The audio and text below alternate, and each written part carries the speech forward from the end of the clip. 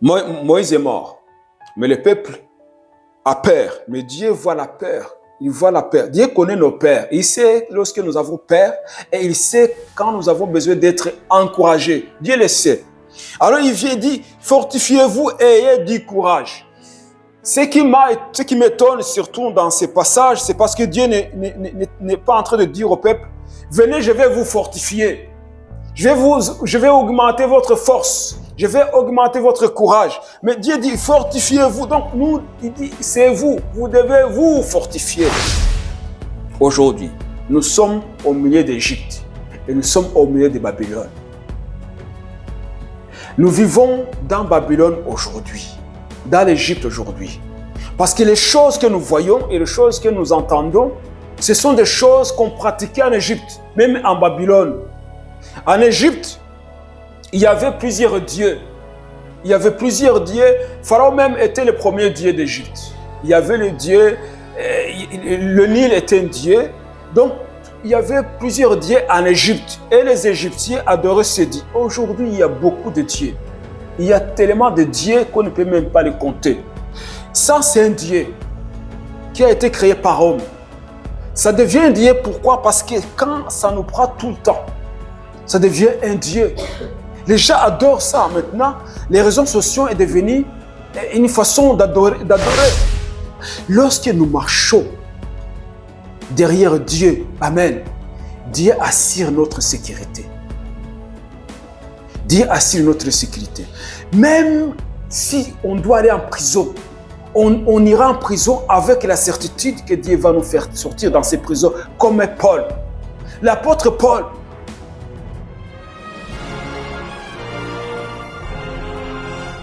le diable nous attaque de tous les moyens possibles pour nous empêcher d'être joyeux et d'accomplir sa volonté.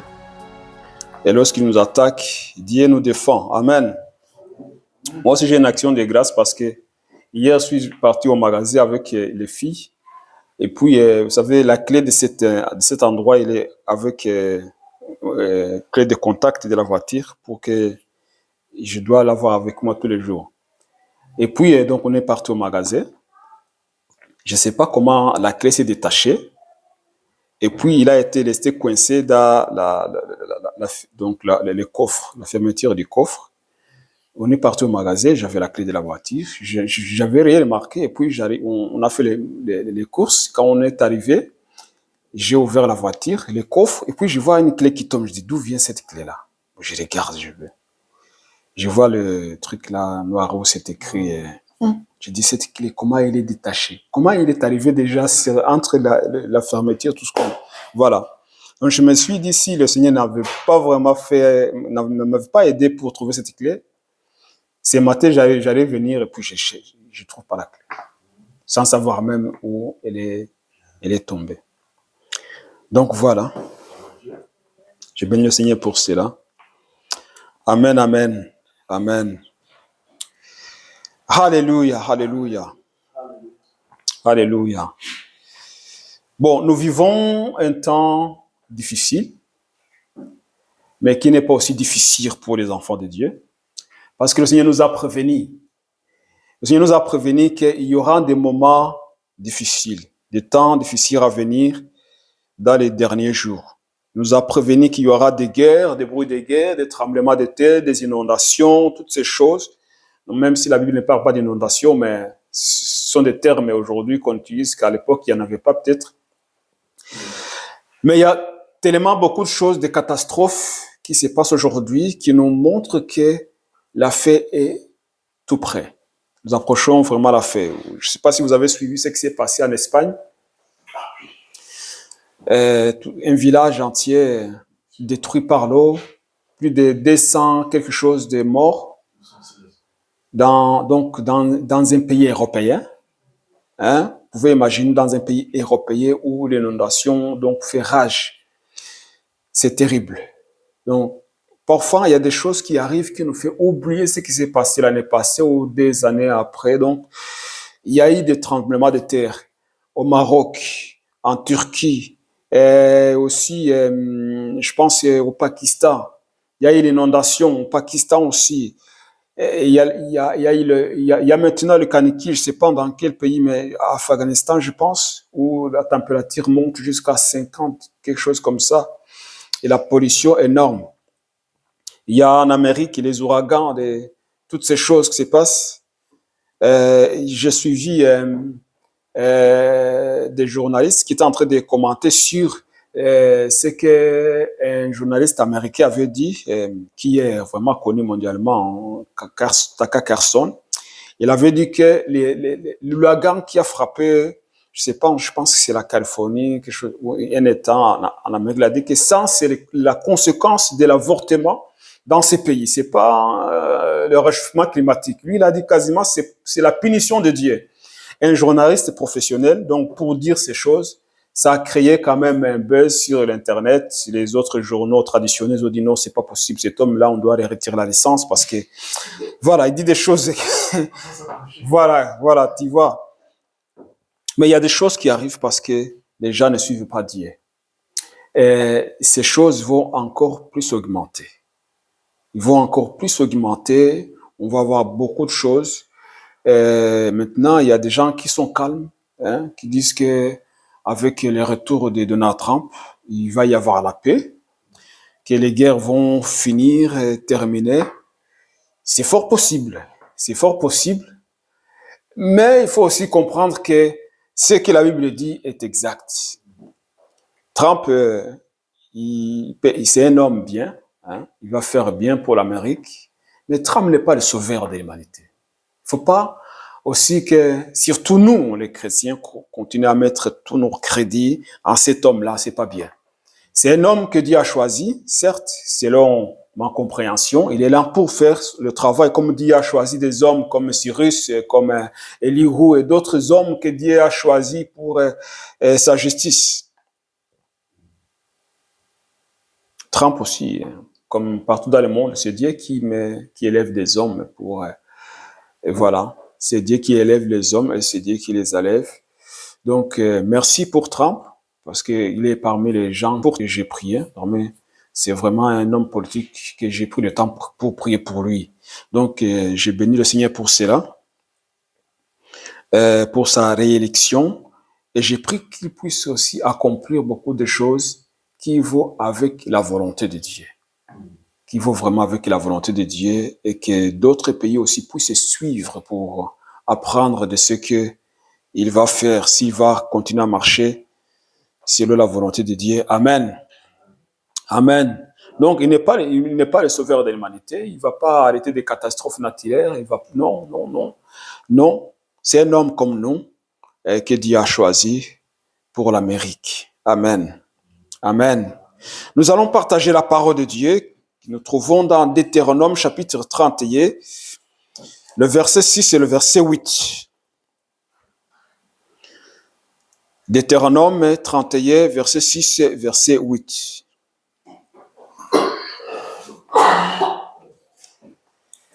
Lisons. Fortifiez-vous et ayez du courage. Ne craignez point et ne soyez point effrayés devant eux. Car l'Éternel, ton Dieu, marchera lui-même avec toi. Il ne te délaissera point, il ne t'abandonnera point. Verset 38. L'Éternel marchera lui-même devant toi. Il sera lui-même avec toi. Il ne te délaissera point, il ne t'abandonnera point. Ne crains point et ne t'effraie point. Amen. Amen. Ici, c'est Dieu qui parle. Dieu parle au peuple d'Israël et s'il parlait à Josué, celui qui venait de succéder à Moïse. Dieu savait que Josué n'avait pas le même caractère que Moïse, qui n'a pas eu la même formation que Moïse. Mais il savait aussi que Josué a été le serviteur de Moïse, qu'il a marché avec lui, il a vu tout ce qui s'est passé en Égypte, il a vu tout ce qui s'est passé dans le désert, et c'est lui que Dieu a choisi pour conduire le peuple d'Israël après que Moïse était déjà parti auprès du Seigneur. Alors Dieu regarde Josué. Dieu connaît nos faiblesses. Il sait que nous sommes faibles, que nous avons besoin d'être encouragés. Dieu regarde Josué et le peuple d'Israël, et il voit l'inquiétude qui grandit au sein du peuple d'Israël à cause du départ de Moïse. Moïse n'est plus là. Parce que le peuple d'Israël regardait Moïse aussi comme Dieu. Il considère Moïse comme Dieu. Vous vous souvenez, quand Moïse est parti, il fait rester 40 jours en présence du Seigneur. Ils ont dit Moïse est parti, donc voilà, on va maintenant faire un Dieu qui va nous faire retourner en Égypte. Donc il comptait sur Moïse plus que comptait sur Dieu. Alors Moïse n'est plus là. Lorsque Moïse n'est plus là, alors le peuple commence à avoir peur, l'inquiétude. Qu'est-ce qui va se passer? Comment on va aller dans le pays de Canaan? Qu'est-ce que nous allons faire? Mais Dieu avait choisi Josué. Et il avait donc demandé à Moïse de oindre Josué en présence de tout Israël. Que l'Israël puisse voir ce que Dieu est en train d'accomplir, ce que Dieu est en train de faire avec Josué, le transfert d'autorité de Moïse à Josué. Moïse est mort, mais le peuple a peur. Mais Dieu voit la peur. Il voit la peur. Dieu connaît nos peurs. Il sait lorsque nous avons peur et il sait quand nous avons besoin d'être encouragés. Dieu le sait. Alors il vient dire, fortifiez-vous et ayez du courage. Ce qui m'étonne surtout dans ces passages, c'est parce que Dieu n'est pas en train de dire au peuple, venez, je vais vous fortifier. Je vais augmenter votre force. Je vais augmenter votre courage. Mais Dieu dit, fortifiez-vous. Donc, il dit, c'est vous. Vous devez vous fortifier. Fortifiez-vous. Donc, vous devez prendre du courage. Ayez du courage. Donc, levez-vous et marche dans l'assurance, sachant que je suis avec vous. Fortifiez-vous et ne craignez point et ne soyez point effrayés devant eux, devant ces peuples-là que vous allez chasser du pays de Canaan. Donc, ne soyez pas effrayés. Car l'Éternel, ton Dieu, marchera lui-même avec toi. Donc Dieu donne une assurance, une promesse. Je marcherai avec toi. Donc Dieu rappelle, j'ai déjà marché avec vous. Je vous ai fait sortir du pays d'Égypte. Tout ce que vous avez vécu, tout ce que vous avez vu, les miracles que j'ai accomplis, j'ai marché avec vous. Donc Dieu confirme encore qu'il va encore marcher avec eux. Donc dit, je marcherai. Donc l'Éternel marchera lui-même avec toi. Il ne te délaissera point, il ne t'abandonnera point. Amen. Donc ici, Moïse continue de parler. Il dit, le Seigneur lui-même, il marchera avec vous. Il ne vous abandonnera pas. Il ne faut plus continuer à penser à moi. Je ne suis plus là, je ne suis pas Dieu. Je suis Moïse. Maintenant, vous avez Josué. Marchez avec l'assurance que l'Éternel sera toujours avec vous. Amen. Il ne te délaissera point. L'Éternel ne t'abandonnera point. Il ne te délaissera point. Il sera toujours avec toi. Si tu es avec lui. Amen. Ça, c'est ce que j'ajoute dans ces passages. Parce que nous savons très bien que lorsque le peuple d'Israël a péché contre Dieu, ils ont eu ce qu'ils ont. Ils ont eu les conséquences de leurs actes. Ils sont morts dans le désert. Lorsqu'ils ont commencé à murmurer contre Dieu. Lorsqu'ils ont commencé à dire pourquoi tu nous as amenés dans ce désert, pourquoi tu nous as amenés dans ce lieu ici. Quand ils commençaient à penser aux choses qu'ils mangeaient en Égypte et que ça attristait le cœur de Dieu, Dieu a géré qu'ils ne vont pas entrer dans le pays de Canaan. Ils sont tous morts dans le désert parce qu'ils se sont moqués de Dieu. Et Dieu connaissait ce peuple. Il dit c'est un peuple au cou raide. C'est un peuple qui n'est pas facile. Donc il dit, je ne t'abandonnerai pas. Donc le Seigneur parle à travers Moïse. Il dit à ce peuple. Moïse il dit, il ne t'abandonnera pas. Donc Moïse, il ne t'abandonnera pas. Mais si tu marches avec lui. Amen. Parce que nous savons que lorsque le peuple d'Israël est arrivé dans le pays de Canaan et qu'ils ont abandonné Dieu, Dieu les a abandonnés aussi. Ils ont abandonné Dieu et Dieu les a abandonnés. Et il les a laissés aux mains de leurs ennemis. Alors, il dit, l'Éternel marchera lui-même devant toi. Amen. Pour que l'Éternel marche devant un homme, cet homme doit être intègre.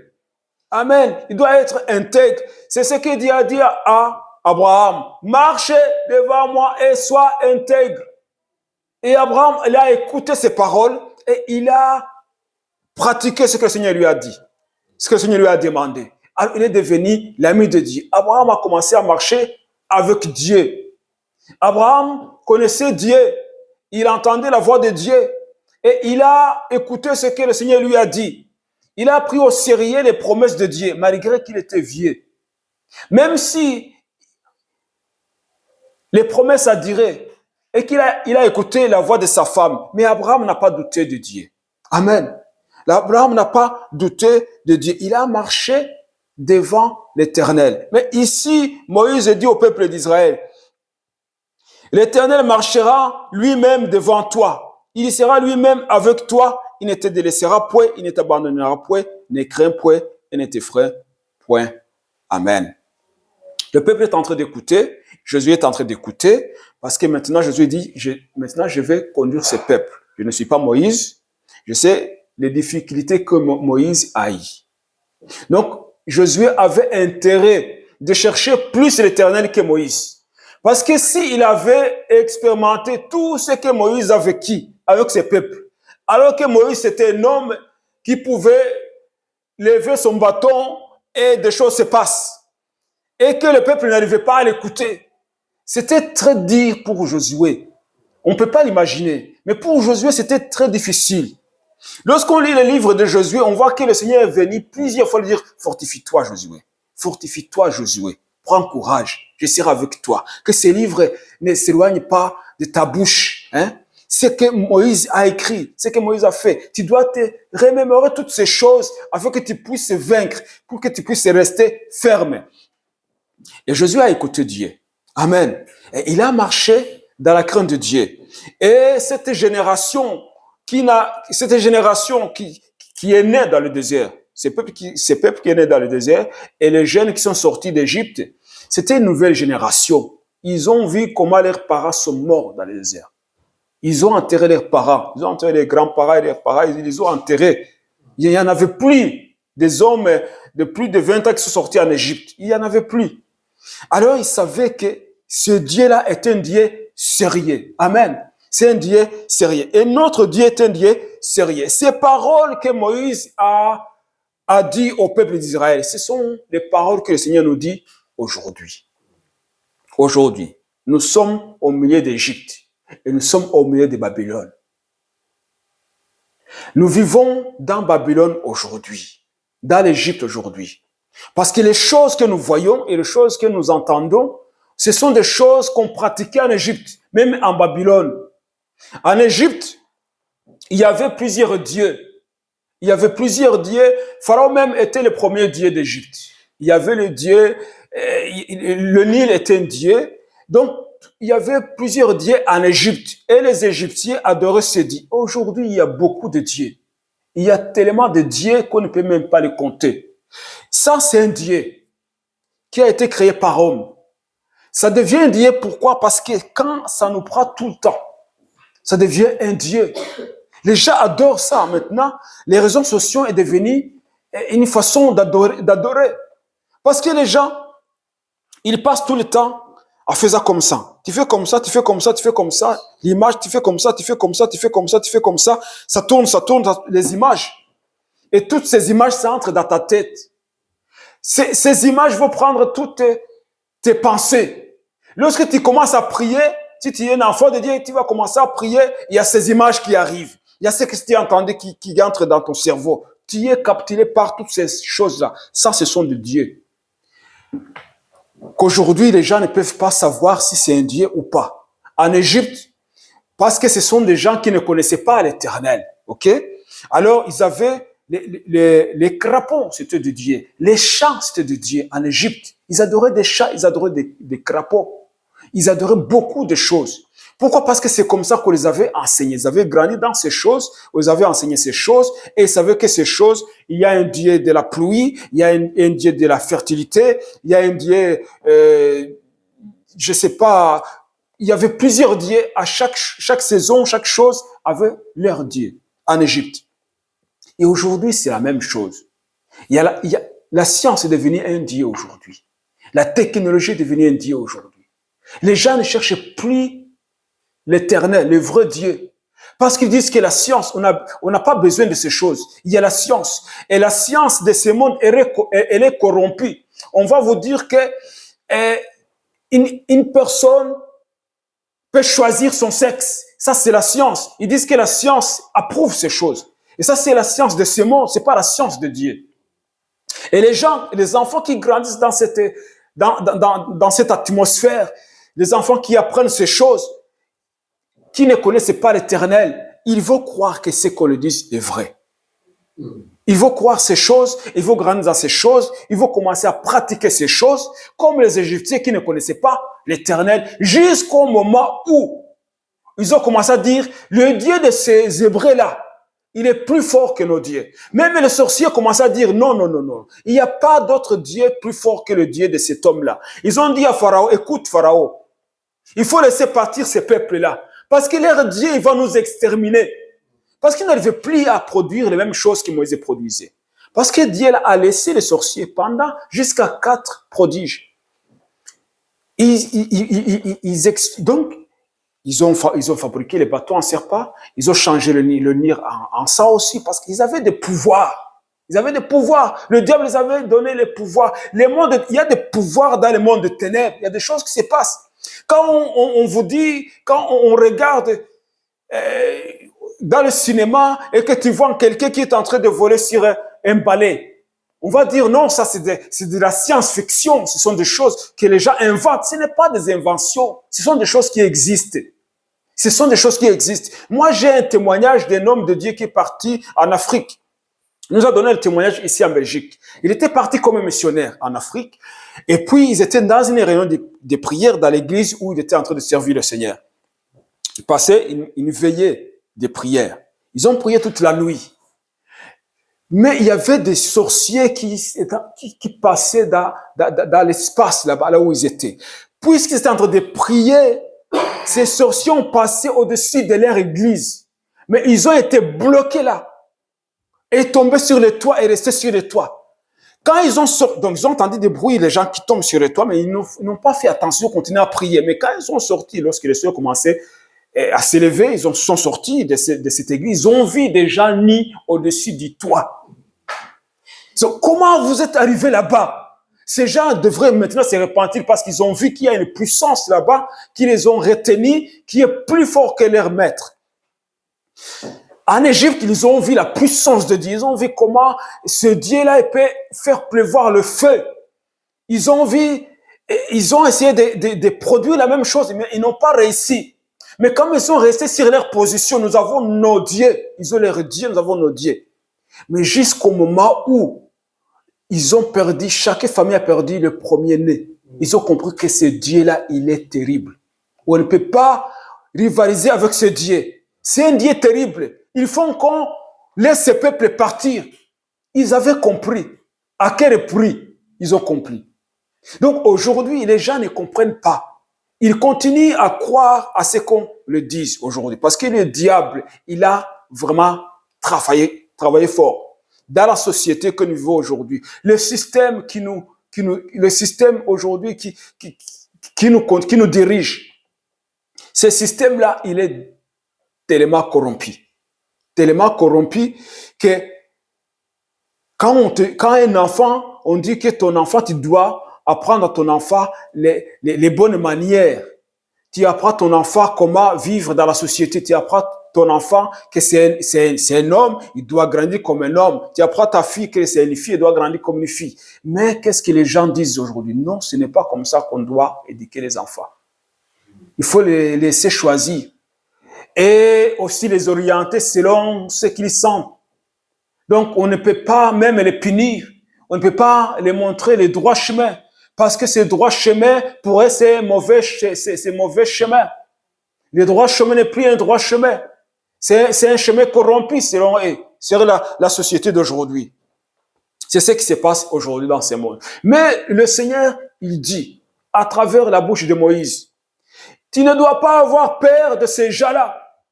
Nous ne devons pas avoir peur de ceux qui dirigent ce monde aujourd'hui. Ce sont des géants. Oui, ce sont des géants parce que le peuple d'Israël, quand il a vu les habitants de Canaan, ce sont des géants. Ils vont nous manger tout cru. Ce sont des géants. Mais c'était vrai. Ils ont regardé, ce sont des géants. Ils disent même qu'ils ont vu des fils d'Anak. Donc, ce qu'il avait, l'historique, quoi. Ça veut dire que même en Égypte, on connaissait les fils d'Anak, les descendants d'Anak, que c'était des géants. Il dit, ce sont des géants. On a vu même les descendants d'Anak. Donc, c'est que ça s'est parlé dans leur, comment on dit, dans leur ville, dans leur pays. Il y avait un peuple qui est vraiment fort, très fort. Les descendants d'Anak, nous avons même vu les descendants d'Anak dans ces villes-là. Donc, ils ont eu peur. Mais Dieu dit, vous ne pouvez pas avoir peur. Il ne faut pas avoir, parce que vous êtes un peuple élu. Je vous ai choisi pour un but. Et vous devez aller dans ces pays de Canaan pour les conquérir. C'est le pays que j'ai donné à vos pères, Abraham, Isaac et Jacob. Donc, vous ne devez pas avoir peur parce que je serai avec vous, je marcherai devant vous. Amen. Et aujourd'hui, il y a des géants.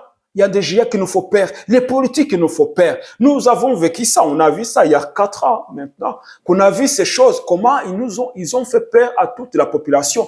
Comment les gens se sont soumis.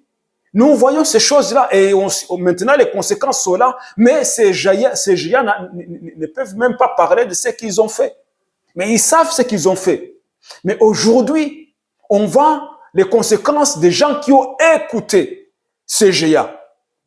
Mais ces géants, ils sont là et ils vont continuer à être là. Mais le Seigneur dit, tu ne dois pas les craindre.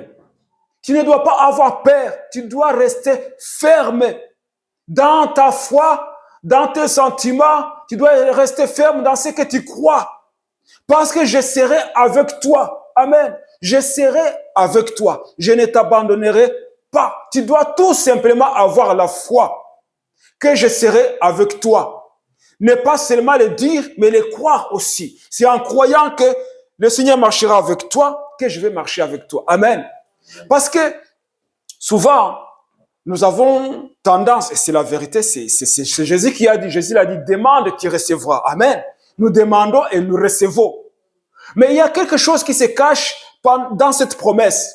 C'est parce que Dieu ne répond pas à la prière qu'on fait en demandant. Dieu répond à la prière qu'on fait par la foi. Parce que si tu demandes ça la foi, tu ne vas pas rien obtenir. Ce n'est pas possible. Tu peux pratiquer, dire toutes les paroles, les versets bibliques qui t'amènent à prouver que tu as raison de demander, tu demandes. Mais si tu n'as pas la foi, tu ne vas rien obtenir. Amen. Parce que la Bible nous dit que la foi est une ferme assurance des choses qu'on ne voit pas. Une démonstration des choses qu'on espère. Ce sont ces choses-là, on doit avoir la foi. De dire, je dois rester ferme dans ce que je crois. Et je sais que Dieu est de mon côté. Alors, je ne vais pas reculer, je vais avancer. Amen. C'est ça le témoignage de notre sœur ce matin. De ce que le Seigneur l'a défendu. Parce que les ennemis s'élèvent, les gens s'élèvent contre nous. Pour nous briser et pour nous assujettir, pour nous rendre esclaves. Mais lorsque nous marchons avec Dieu, parce que Dieu lui-même l'a dit, je marcherai avec toi.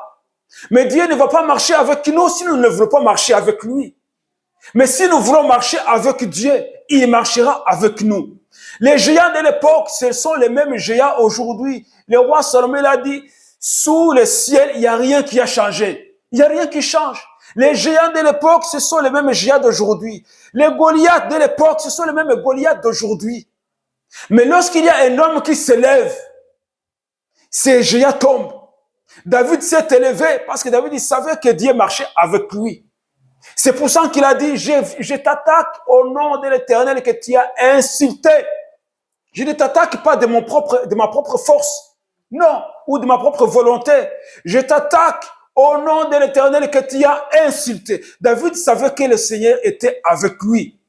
Et il avait aussi vu la peur qu'avait Saül, le roi d'Israël. Il avait vu la peur qu'avaient ses grands frères et toute l'armée. Mais il dit, moi je vais attaquer cet homme. Les gens ont regardé David, tu ne peux pas, tu es un enfant. C'est un expert de guerre. Depuis sa jeunesse, il se bat. C'est un militaire de formation. Il a de l'expérience, tu ne peux pas l'attaquer. Mais les gens ne savaient pas que David aussi avait de l'expérience. Il a passé des nuits avec ses moutons en train de se battre contre les loups, des journées sous le soleil, en train de louer le ténèbres. C'était un enfant, mais qui connaissait Dieu. Et Dieu avait choisi David pour vaincre les géants. Amen. Dieu nous a choisis. Parce que nous avons donné notre vie en Jésus-Christ. Nous sommes des Élis. Et nous devons croire. En fait, lorsque nous disons que nous sommes des Élis et que nous le disons par la bouche, ça ne changera pas Dieu. Mais lorsque nous savons que nous sommes des Élis et que nous devons marcher comme tels, avec la foi, de savoir que les géants vont tomber devant nous si nous nous levons, Dieu va dire, voilà un peuple que je vais travailler avec. Parce que ces peuples, ils disent les choses et ils croient ces choses. Amen. C'est ce que la Bible dit. Les gens m'honorent par leurs lèvres, mais ils sont loués de moi. Dans leur cœur, il n'y a rien. Ce sont des choses qu'ils ont mémorisées dans la tête, qu'ils sont en train de dire. Ces choses ne sont pas descendues dans leur cœur. Mais lorsque ce que nous disons est dans notre cœur et que nous le croyons, Dieu dit, voilà, j'ai trouvé un homme qui va marcher avec moi, qui va faire tomber les géants. Parce que cet homme-là, même s'il marche, c'est moi qui marche avec lui et il suit mes pas.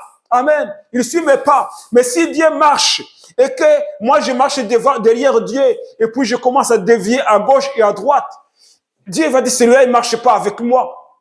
Alors, puisque j'ai dévié, j'ai pris notre chemin, Dieu n'est pas dans le chemin que j'ai pris, je vais en rencontrer des problèmes, je vais rencontrer des dangers, je vais tomber dans les falaises, je vais rencontrer des brigands. Pourquoi? Parce que j'ai dévié, je ne suis plus Dieu.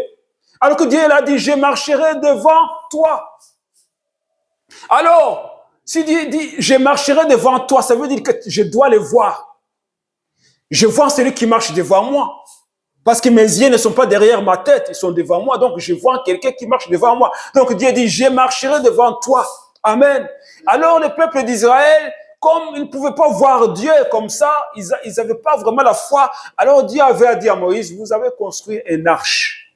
Et l'arche va marcher devant vous. Ceux qui portaient l'arche de l'Éternel marchaient devant le peuple de Dieu et le peuple de Dieu suivait l'arche. Amen.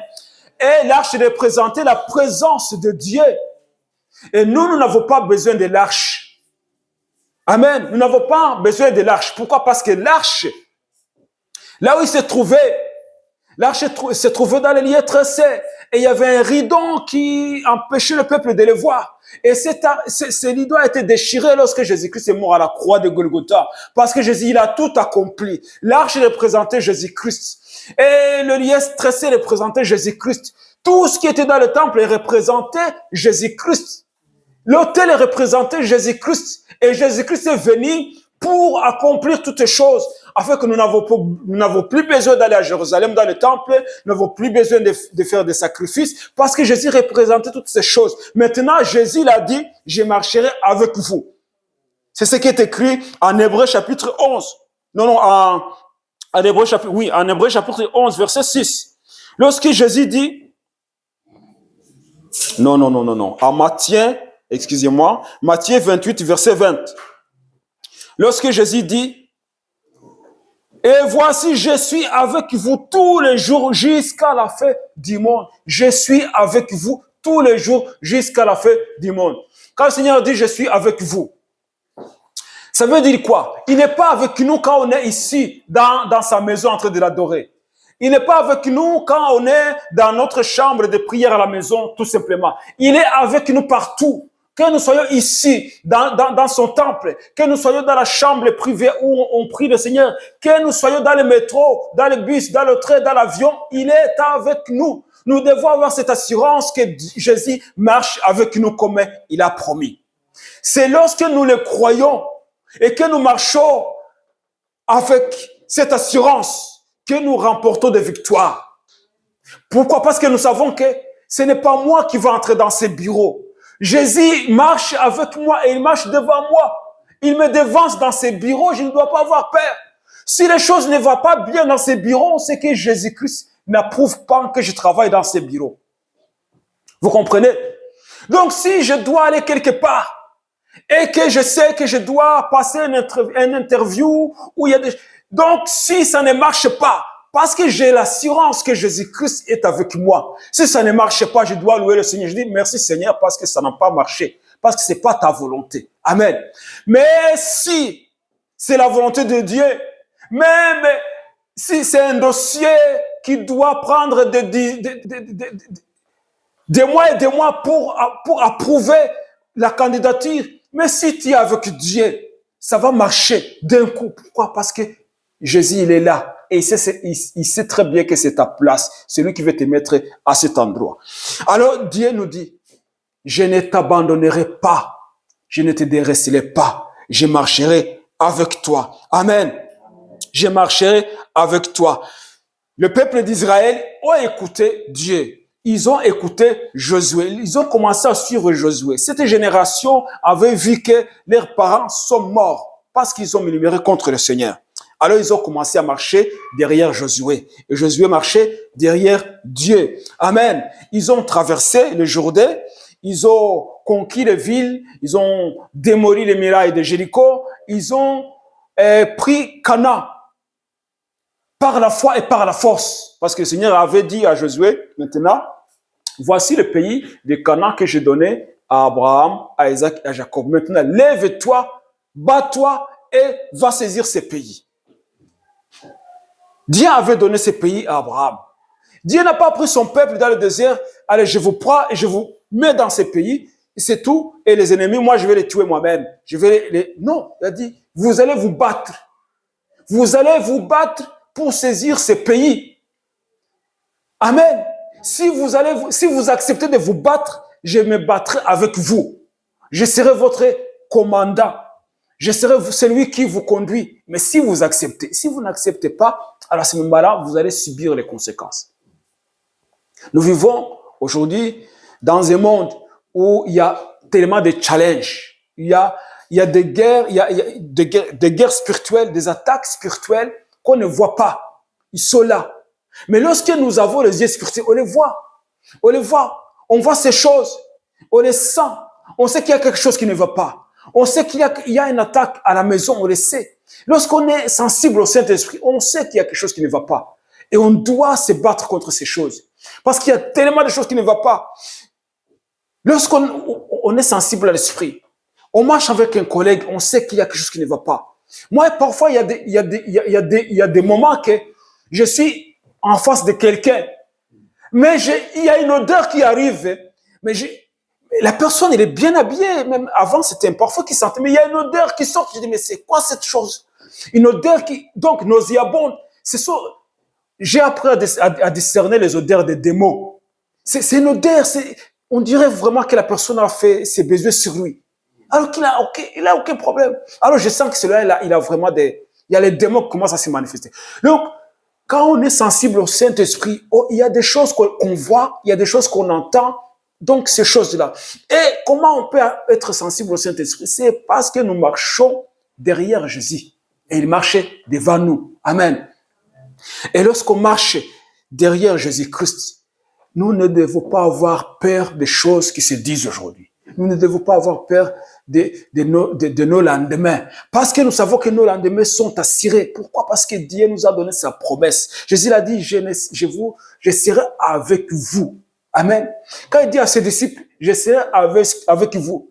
C'est lorsqu'ils vont obéir, commencer à quitter Jérusalem, aller partout. Il a dit, vous allez partout, commencez par Jérusalem, Samarie, Judée, partout dans le monde. Et je serai avec vous. Amen. Donc, quand ils avaient commencé à rester à Jérusalem sans bouger, qu'est-ce qui s'est passé? Les attaques sont venues. Moi, je dis que ces attaques-là, c'est le Seigneur qui les a permis. Pour que ces peuples puissent se réveiller, ils commençaient à dire non, on est à Jérusalem, on va saisir Jérusalem, les gens viennent en nombreux, on mange, on partage tout, et puis le reste alors, en Samarie, en Judée, Capernaum, tous ces villages-là, comment ils vont entendre le message? En Syrie, au Liban, partout, comment ils vont entendre le message? Alors, qu'est-ce qui s'est passé? Étienne est mort, alors la persécution a commencé. Et les gens commencent à partir partout. C'est comme ça qu'à Samarie, ils ont entendu la bonne nouvelle parce que Philippe est parti là-bas. Philippe est parti. Philippe n'a pas été envoyé comme missionnaire à Samarie. Il a sauvé sa vie, il est parti pour sauver sa vie. Parce qu'ils ont commencé à tuer les diacres. Il dit, maintenant qu'on commence à tuer les diacres, ça sera moi le tour. Hein? Et il est parti. Et quand il s'est trouvé à Samarie, l'Esprit de l'Éternel était sur lui. Il a commencé à prêcher Jésus-Christ. Et quand il prêchait Jésus-Christ, les gens commençaient à donner leur vie à Jésus. Les malades ont commencé à être guéris. Les démons commençaient à sortir des gens. Et puis la nouvelle est arrivée à Jérusalem. Toute la Samarie a reçu Jésus-Christ. Et Pierre et Jean sont partis à Samarie pour prier afin que le Saint-Esprit descende sur le peuple de Dieu. Amen. Mais pourquoi? Parce que ces gens ont accepté. Ils ont accepté de partir. Et puisqu'ils ont accepté de partir, Jésus-Christ est parti avec eux. Amen. Jésus-Christ ne va pas être avec quelqu'un qui reste dans son fauteuil, qui ne veut rien faire quelque chose pour le royaume de Dieu. Dieu, s'il ne voit pas l'intérêt dans ce que tu es en train de faire, Dieu ne va pas venir perdre son temps là. Ce n'est pas possible. Mais si tu te lèves de ton fauteuil, tu dis maintenant je vais faire ce que le Seigneur m'a demandé de faire, le Seigneur va marcher avec toi. Lorsque Élie est parti voir Akab, Élie, on ne lit pas dans la Bible que c'est Dieu qui l'a envoyé. On ne lit pas que c'est Dieu qui l'a envoyé voir Akab. On dit, il est venu seulement, il a commencé à dire, voilà ce que c'est, si tu n'écoutes pas la voix, si tu n'écoutes pas la voix de l'Éternel. Moi, Élie, je me tiens devant l'Éternel. Voilà ce qui va se passer. Alors, quand il a fini de donner le message, c'est à ce moment-là que Dieu a parlé à Élie. Il dit, maintenant, va te cacher là-bas. C'est ce que nous voyons dans la Bible. Mais on ne voit rien d'autre avant. On sait que c'est Élie le Tibite, on ne sait pas d'où il vient, on ne sait pas son père, on ne sait pas sa mère, on ne sait pas. Donc, il vient parce c'est comme si, je dis, il en avait mal de voir ces choses-là. C'était le serviteur de Dieu. Il vient, alors il fait son verdict. Maintenant, le Seigneur lui dit maintenant, tu viens de dire quelque chose et ces choses que tu viens de dire, ça va s'accomplir. Parce que de la façon dont tu l'as dit, je dois quand même l'exécuter. Maintenant, va te cacher quelque part. Parce qu'il ne va plus y avoir de la pluie et va là-bas, je te montrer là où tu vas avoir de l'eau et de la nourriture à manger. Et il est parti. Il s'est levé pour aller avoir Akab et Dieu s'est manifesté là-bas. Lorsque nous marchons derrière Dieu, amen, Dieu assure notre sécurité. Dieu assure notre sécurité. Même si on doit aller en prison, on ira en prison avec la certitude que Dieu va nous faire sortir dans ces prisons, comme Paul. L'apôtre Paul, il était sur le chemin de retourner à Jérusalem. Et puis, il est passé dans une ville, je ne me rappelle pas exactement où c'est pour ne pas dire des bêtises, mais il y avait des prophètes. Alors, il y a un prophète qui est venu, il a dit, il prend la ceinture de l'apôtre Paul, il s'est dit, c'est lui, le propriétaire de cette ceinture-là, on va aller lier à Jérusalem, on va le frapper, on va le mettre en prison. Il est en train de pleurer. Et les gens ont commencé à pleurer. Parce qu'ils aimaient Paul. Il dit, Paul, il va à Jérusalem, voilà ce qu'il attend. Il va souffrir. Mais Paul a rigolé. Il a dit, vous me faites de la peine. Toutes ces choses, je sais que ça va arriver. Mais moi, je vais aller à Jérusalem. Donc, on peut dire que aujourd'hui, on peut dire que l'apôtre Paul n'a pas voulu écouter la prophétie. Parce que la prophétie n'était pas pour empêcher Paul d'y aller. C'était la prophétie de prévenir ce qu'il attend. Il avait compris que cette prophétie-là, ce n'est pas pour me faire demi-tour. C'est une prophétie pour que je puisse comprendre ce qui m'attend, afin que je m'y prépare. Et quand il est parti à Jérusalem, c'était bien préparé. Ce que ce prophète a dit est arrivé à Paul. On l'a mis en prison. Et quand il était en prison, le Seigneur est venu. Laisse tranquille. Maintenant, tu vas me témoigner à Rome.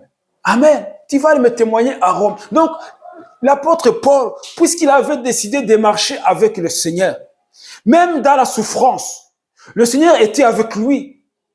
Il était avec lui dans la souffrance et le Seigneur lui donnait des indications. Tu ne vas pas pourrir dans cette prison-là, mais tu vas aller à Jérusalem. Amen. Mais il a dû faire quelque chose. Parce que l'apôtre Paul, même s'il avait la parole de Jésus-Christ qui va le témoigner à Rome, on a essayé quand même de le tuer dans la prison. Alors il a parlé de ce qui allait se passer. On a dit le transférer dans une autre prison. Nous devons aussi avoir la sagesse. Même si Dieu nous a donné une promesse, on doit veiller sur cette promesse. Amen. Nous devons veiller sur cette promesse. Parce qu'on peut avoir une promesse,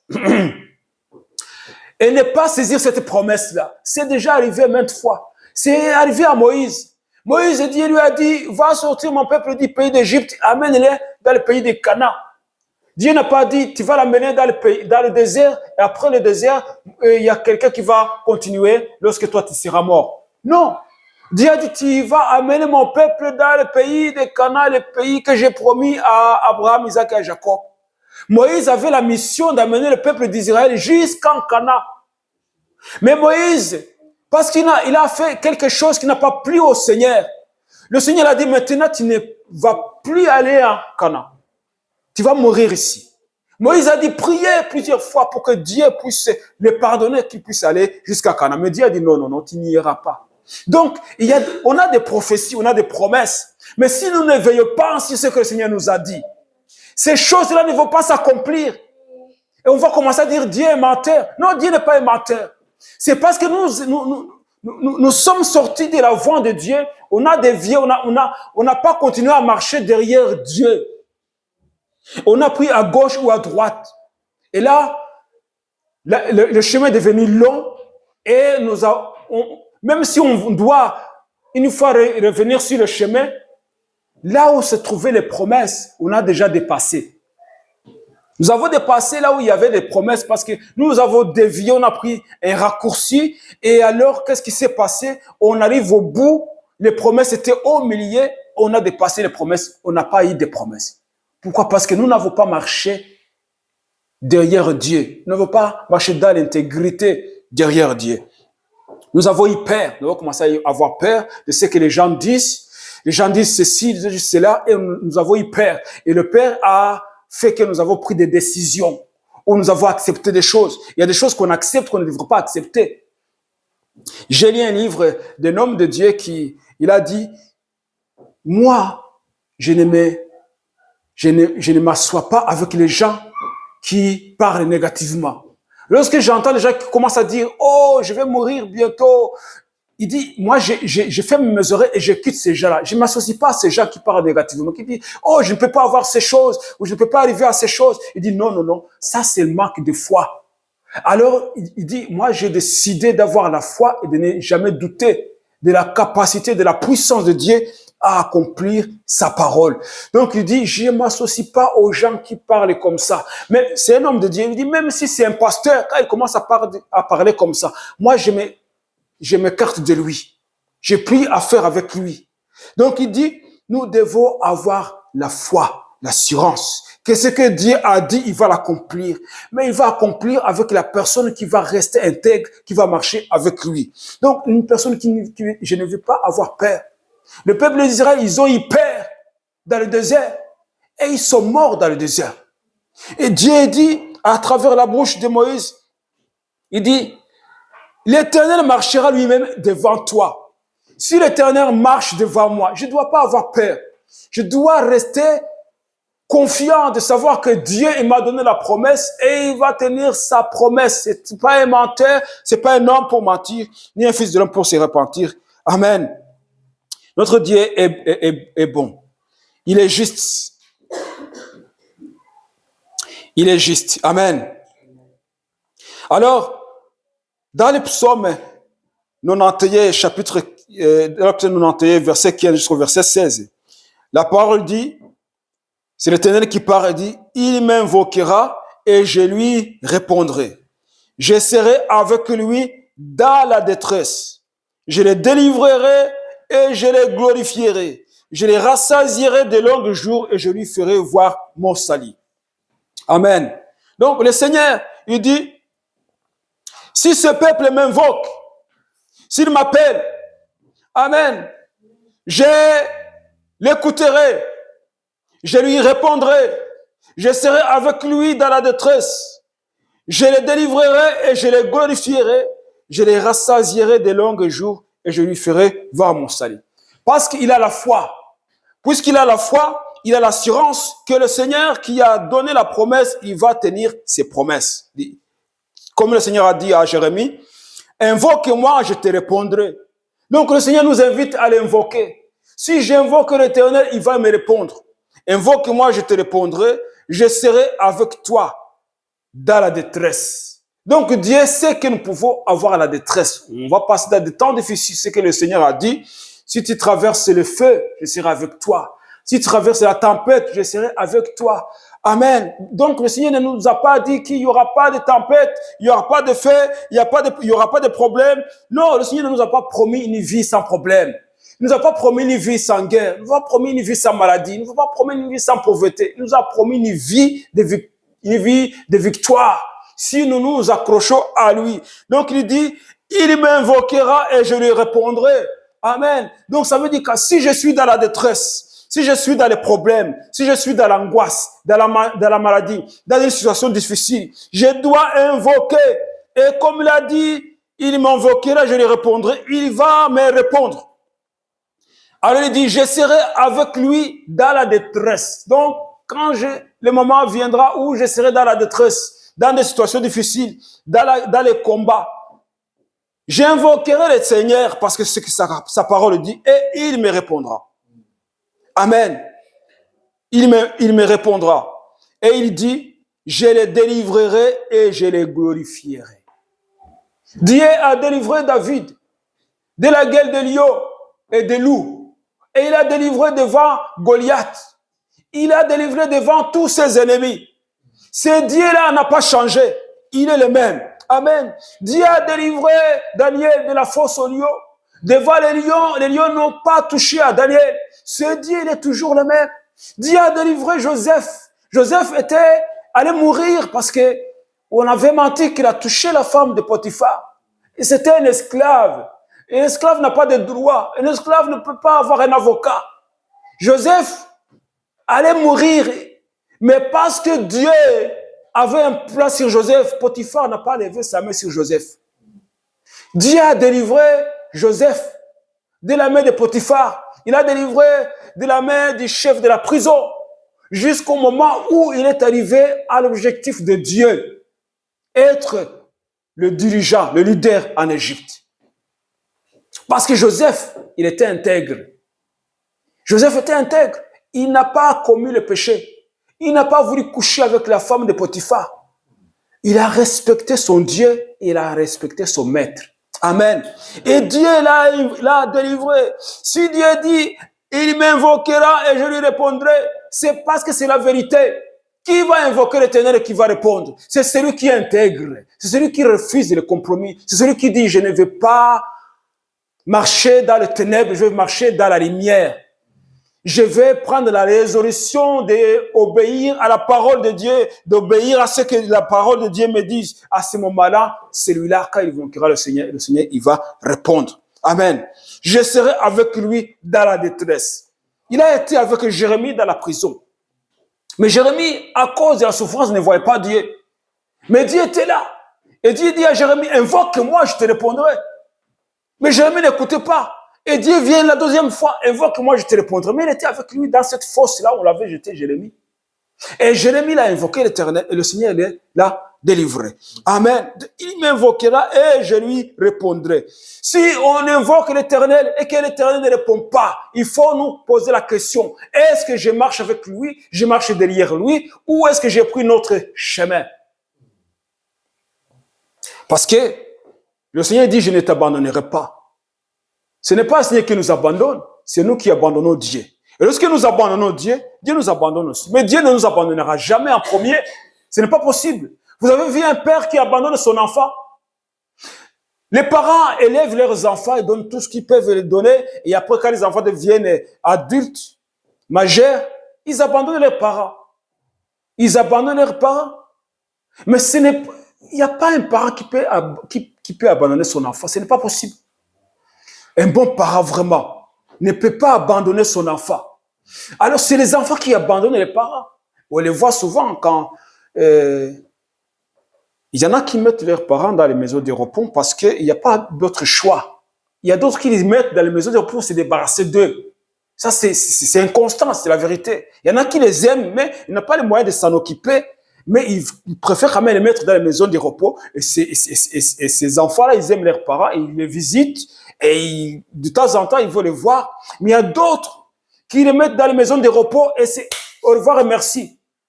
S'ils doivent quand même les voir, c'est une fois au moins par an, à Noël, pour aller apporter des chocolats ou des fleurs. Ça, ce sont des enfants qui ont abandonné leurs parents. Mais les parents ne les ont pas abandonnés. Un bon parent ne peut pas abandonner son enfant. Et Dieu est plus qu'un parent. Amen. Il nous a créés à son image. Donc il dit, il m'invoquera et je lui répondrai. C'est la promesse que Dieu donne. Je serai avec lui dans la détresse. Je les délivrerai et je les glorifierai. Je les rassasierai de longs jours. Quand on meurt jeune, ce n'est pas une bénédiction, c'est une malédiction. En moins que tu as fini ce que le Seigneur t'a envoyé faire sur la terre. Amen. Il y a ceux qui sont morts jeunes, comme Jean-Baptiste. Il avait fini son travail. Vous savez, il a dit, il faut qu'il soit élevé, que je sois diminué. Amen. Donc, il avait fini sa mission. Il ne devrait plus rester là.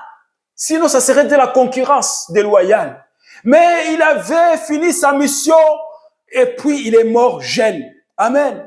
Jésus-Christ, après qu'il a fini sa mission, il est mort jeune. Parce qu'il avait fini sa mission. Mais la Bible nous dit, Abraham, il a eu son premier enfant, il avait 100 ans. Quand il a eu son premier enfant, l'enfant de la promesse, je ne parle pas d'Ismaël, je parle d'Isaac. Il avait 100 ans. Et il était vieux même. Il avait dit que je suis vieux, ma femme est vieille. Et ce sont les paroles qui sont sorties de sa bouche. Mais Dieu l'a dit, moi je vais accomplir ce que je vais accomplir. Que tu sois vieux ou pas. C'est moi qui restaure tes organes. Amen. Et après que sa femme est morte, Sarai, Abraham, il avait de la vigueur. Il a épousé d'autres femmes. Il a eu beaucoup d'enfants. La Bible nous montre qu'il a eu d'autres enfants après la mort de Sarai. Ce qui veut dire quoi? C'est Dieu qui renouvelle. C'est Dieu qui donne la capacité. C'est Dieu qui donne la force. Il dit, je les rassasierai de longs jours.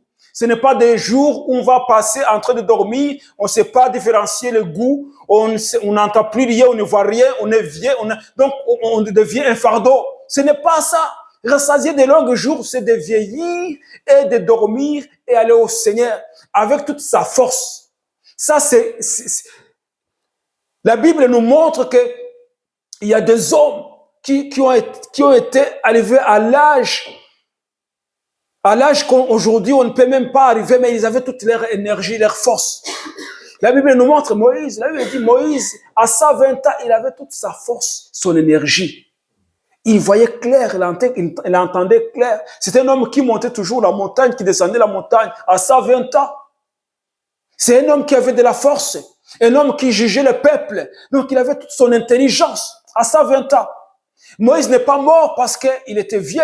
Il est mort parce qu'il ne pouvait pas rester avec le peuple d'Israël, parce qu'il ne pouvait pas aller en Canaan. Sa mission était finie. Amen. Lorsque le roi d'Égypte a demandé à Jacob son âge, lorsque Jacob a dit son âge, il a dit, moi je vais mourir jeune. Il a dit ça 49 ans, si je ne me trompe pas. Si je me trompe, vous allez me pardonner, mais il a dit ça 49 ans. Donc il dit, mais ce sont des années d'errance. Donc il dit, j'ai pas vraiment vécu comme il fallait. J'aurais dû arriver jusqu'à 70, 170 ans ou 180. C'est ce qu'il voulait dire. Mais il est devenu vieux et il s'est endormi, il est mort. La Bible ne montre pas que Jacob est mort d'un cancer de prostate ou quelque chose comme ça. Non, non, non. Il y a des choses qu'aujourd'hui, les gens acceptent. Ils acceptent ces choses et ces choses arrivent. Pourquoi? Parce qu'on les parle souvent. On dit les hommes à partir de 40, 50, 60 doivent faire des dépistages de cancer de prostate. Et puisqu'on les prêche, et puisque les gens entendent et acceptent, ils ont accepté ces choses, ces fléaux, et ces fléaux est là. Et les gens ont ces problèmes parce qu'ils ont accepté. Où est-ce qu'on trouve la prostate à Abraham? À 100 ans, il a fait des enfants. Et après, Jacob, 149 ans, il n'est pas mort de cancer de prostate. On ne voit pas nulle part. Dans la Bible, on dit que les gens sont morts avec toutes ces maladies-là qu'on commence à parler aujourd'hui. Mais la Bible nous dit, le Seigneur dit, dans ces psaumes que nous avons lu, 91, chapitre 91, verset 15, verset 16. Il m'invoquera et je lui répondrai. Si tu invoques l'Éternel, il va te répondre. C'est sûr et certain, parce que c'est lui qui l'a dit. Mais comment tu vas l'invoquer? Tu vas l'invoquer avec tes doutes, tu vas l'invoquer avec tes péchés, tu vas l'invoquer avec ta rébellion, avec tes iniquités. Non, tu dois d'abord te débarrasser de ces choses et après invoque l'Éternel. Et il va te répondre. Amen. Amen. Parce que la Bible dit, si mon peuple, celui qui est invoqué mon nom s'humilie, abandonne les mauvaises voies, Dieu cherche ma face. Et s'il prie, oh, j'écouterai et je guérirai leur pays. C'est quoi la condition? C'est s'humilier, abandonner les mauvaises voies. Donc, on doit abandonner nos mauvaises voies. Nous devons arrêter de pécher. Parce que quand on pêche, on s'éloigne de Dieu. On attriste le cœur de Dieu, on attriste le Saint-Esprit. Alors à ce moment-là, même nos prières ne sont pas entendues. Et les promesses ne viennent pas. Parce que nous ne marchons pas comme le Seigneur le veut. Mais si nous abandonnons nos péchés, si nous nous repentons de nos iniquités, le Seigneur écoute. Il m'invoquera et je lui répondrai. Je serai avec lui dans la détresse. Donc le Seigneur promet, je serai avec lui dans la détresse. La détresse, ça va venir. Ça va venir. Les gens qui se trouvent là-bas, où il y a les bombes qui tombent tout le temps. Maintenant, ce n'est plus Ukraine, ce n'est plus la Palestine, maintenant c'est le Liban. Là où les bombes tombent, ils tombent. Il y a des chrétiens, il y a des enfants de Dieu. Mais ils sont dans la détresse. Tous les matins, ils se lèvent, il y a des bombes, il y a des bombes, ils sont dans la détresse. Mais le Seigneur dit, je serai avec lui dans la détresse. Amen. Dans la détresse, il sera avec lui. Les bombes vont tomber à gauche, les bombes vont tomber à droite, mais le Seigneur sera avec lui dans la détresse. Parce que c'est la promesse de Dieu. Je les délivrerai et je les glorifierai. Il va délivrer celui qui l'invoque, qui le cherche de tout son cœur, de toute son âme. Il va le délivrer parce que c'est un Dieu qui donne des promesses et qui réalise ce qu'il a dit. Amen. Mais c'est quoi le problème aujourd'hui? C'est parce que nous avons abandonné Dieu.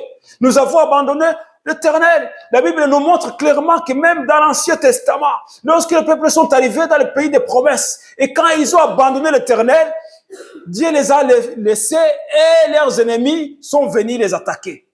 Ils sont devenus des esclaves de leurs ennemis.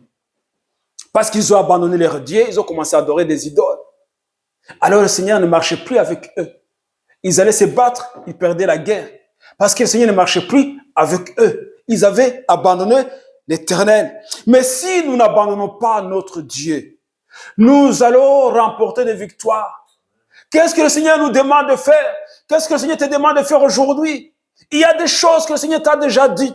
Il y a des choses que le Seigneur t'a déjà montrées. Est-ce qu'on est en train de marcher dans ces choses ou nous avons abandonné ces choses? Est-ce que nous sommes dans la voie de l'Éternel ou nous avons cherché notre voie, la facilité, un raccourci? Parce que quand on prend un raccourci, on perd beaucoup de choses. On marche dans la facilité, on voit que tout est clair, tout est rose, tout est bon, mais on rate des bénédictions de l'Éternel. Pourquoi? Parce que nous ne marchons pas derrière notre Dieu. Mais Dieu, il dit, il m'invoquera et je lui répondrai. Dieu parle à celui qui est juste. Amen. Lorsqu'Abraham a invoqué le Seigneur a écouté. Amen. Parce qu'Abraham marchait avec Dieu. Moïse, il invoquait l'Éternel et l'Éternel écoutait. Élie, il invoquait l'Éternel. Élisée, il invoquait l'Éternel. Le roi David invoquait l'Éternel. Même quand le roi David avait péché, il dit, mes hommes me consumaient. Il vivait un temps terrible. Il n'avait plus la connexion avec Dieu. Parce qu'il continuait à cacher son péché. Il ne se repentait pas de ce qu'il avait fait. Quand il avait couché avec Bathsheba et qu'il avait tué son mari. David vivait des temps difficiles. Il dit, mes hommes me consument. C'est comme un fait. Donc, il vivait dans une situation terrible. Il n'y avait que le ténèbre. Parce qu'il n'avait pas même à digérer son péché. Il n'avait même pas à se repentir. Mais lorsque l'homme de Dieu est venu le voir, et que David a vu et a su les conséquences et la gravité de ce qu'il a fait, il s'est repenti. Après qu'il s'est repenti, il a dit, heureux l'homme dont les iniquités sont effacées et pardonnées. Il avait goûté au pardon. David, il avait goûté au pardon parce que au départ, David n'avait pas fait vraiment de grands péchés. Mais là, il avait fait vraiment un péché qui l'avait déconnecté de Dieu. Et il a vu un temps vraiment difficile dans les ténèbres. Et quand il a demandé pardon, et quand Dieu l'a pardonné et qu'il a retrouvé cette connexion avec Dieu, il a dit, heureux l'homme dont les iniquités soient effacées et pardonnées. Amen. Amen. Donc le Seigneur, il est juste. Lorsque nous marchons dans ses voies, et que nous abandonnons tout ce qui nous empêche de marcher dans ses voies. Lorsque nous laissons de côté toutes ces choses, la facilité, les raccourcis, et que nous abandonnons ces choses, le Seigneur, il va nous répondre. Ce qu'il a dit, il m'invoquera et je lui répondrai. Je serai avec lui dans la détresse. Je les délivrerai et je les glorifierai. Je les rassasierai de longs jours et je lui ferai voir mon salut. Amen. Amen. Notre Dieu est fidèle. Il est fidèle. Comme Jésus a dit, je serai avec vous jusqu'à la fin du monde. Je serai avec vous jusqu'à la fin du monde. Nous devons sentir la présence de Jésus-Christ.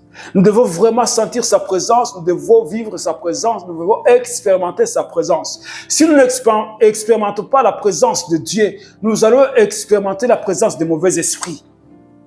Nous allons expérimenter la présence des démons. L'oppression. Nous allons vivre dans la dépression, dans la maladie, dans la souffrance, et nous allons perdre la foi, même l'assurance du salut.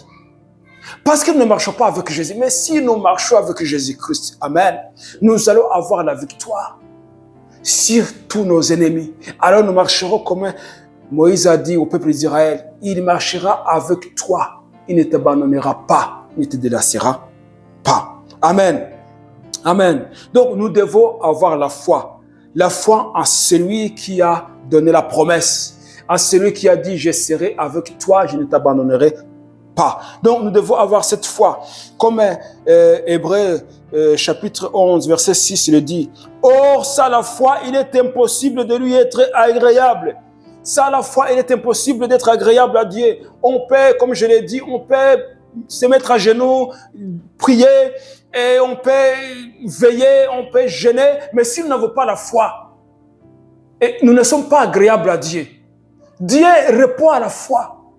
Dieu ne répond pas à une prière de 3 heures ou à un jeûne de 40 jours. Non, ce n'est pas ça. Dieu répond à la foi. Une personne qui a vraiment la foi, elle peut prier 1 minute tout simplement et Dieu répond parce que Dieu il voit la foi. Amen. Nous devons avoir la foi parce que sans la foi, il est impossible de lui être agréable. Car il faut que celui qui s'approche de Dieu croit que Dieu existe et qu'il est le rémunérateur de ceux qui le cherchent. Amen. Dieu rémunère tous ceux qui le cherchent avec sincérité, avec la foi, car c'est un Dieu fidèle. Amen. Nous allons terminer par là. Mais Dieu nous a donné sa promesse. Il dit, je ne t'abandonnerai jamais. Je ne te délaisserai jamais. Je serai avec toi. Je marcherai devant toi. Tu ne dois pas avoir peur. Tu ne dois pas avoir peur. Même si tu vois des géants devant toi, des situations difficiles, tu ne dois pas avoir peur. Même si tu te trouves devant la mer, tu ne dois pas avoir peur. Ce que Dieu a dit au peuple d'Israël, il a dit à Moïse, dis au peuple de continuer. Pourquoi s'arrêter? Parce que la mer va obéir à ce que Moïse va faire. Parce que Dieu avait donné à Moïse cette autorité. Amen. Donc, nous ne devons pas avoir peur. Parce que Dieu est avec nous. Dieu, il est avec nous. Et aucune bombe ne peut atteindre notre Dieu. C'est impossible. C'est impossible. Alors s'il marche devant nous, la Bible dit que c'est notre bouclier, c'est notre refuge. Dieu est notre bouclier, il est notre refuge. Donc nous ne devons pas avoir peur.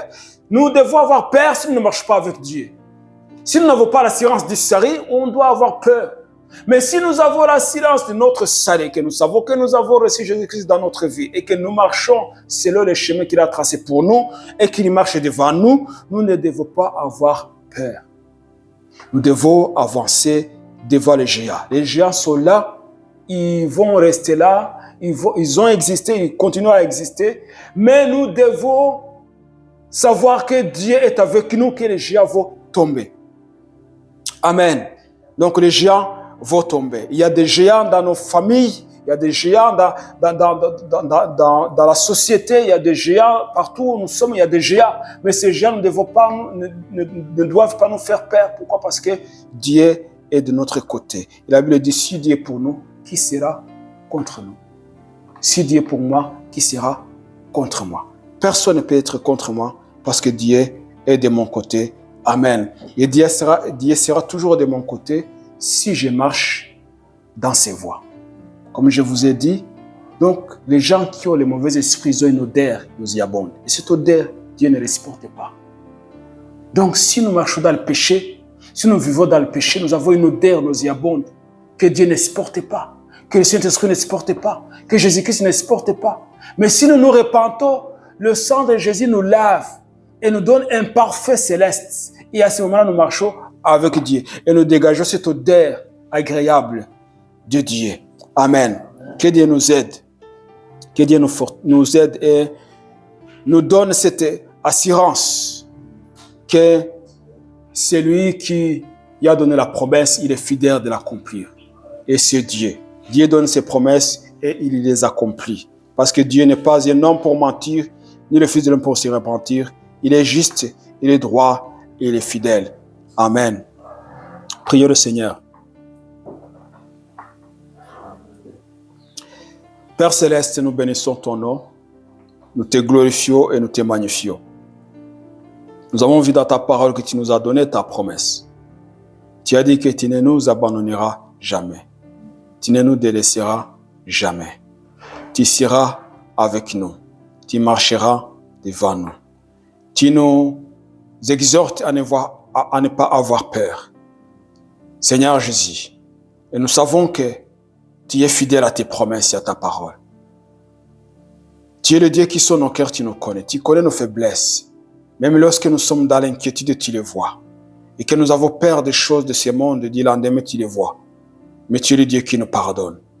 Pardonne notre incrédulité. Pardonne-nous, Seigneur, le manque de foi. Pardonne-nous, Seigneur, à chaque fois que nous t'avons déshonoré en ayant peur de ce qui va nous arriver. Pardonne-nous, Jésus. Pardonne-nous, pardonne ton peuple. Pardonne ton peuple parce que tu as donné ta parole et tu tiens tes promesses. Nous voulons marcher dans tes voies, voir ta puissance, expérimenter ta puissance, expérimenter ta parole, expérimenter tes promesses, car tu es le Dieu qui parle et tu es le Dieu qui agit et qui intervient. J'ai prié, Seigneur, pour ton peuple. J'ai prié pour tous ceux qui écoutent ta parole. J'ai prié pour tous ceux qui traversent des moments difficiles, ceux qui sont dans la détresse, car tu as donné ta promesse que même dans la détresse, tu seras avec eux. J'ai prié, Seigneur, que tu deviennes, Seigneur Jésus, ce que tu es pour nous et que, Seigneur, ces gens puissent aussi comprendre que tu es pour eux un secours, un sauveur. Seigneur Jésus, que qu'ils puissent comprendre que tu les aimes et que tu les veux sortir de la situation où ils se trouvent aujourd'hui. Restaure le cœur brisé. Fortifie les faibles, guéris les malades, tous ceux qui ont besoin de ta main puissante. Écoute-les et restaure-les. Te le demande au nom puissant de Jésus. Nous aussi, nous prions pour nous-mêmes. Nous avons besoin, Seigneur, d'expérimenter ta puissance, d'expérimenter ta présence, d'expérimenter ta parole, d'expérimenter tes promesses. Seigneur, tout ce que tu nous as promis, nous désirons les expérimenter. Dans le nom puissant de Jésus-Christ. Merci, Seigneur, de nous avoir écoutés. Que ton nom soit loué. Au nom de Jésus. Amen. Amen.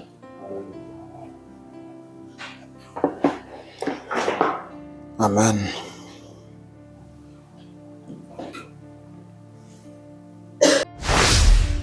Si vous appréciez, partagez à un ami. Si vous souhaitez contribuer à l'œuvre, vous pouvez le faire avec les détails dans la description.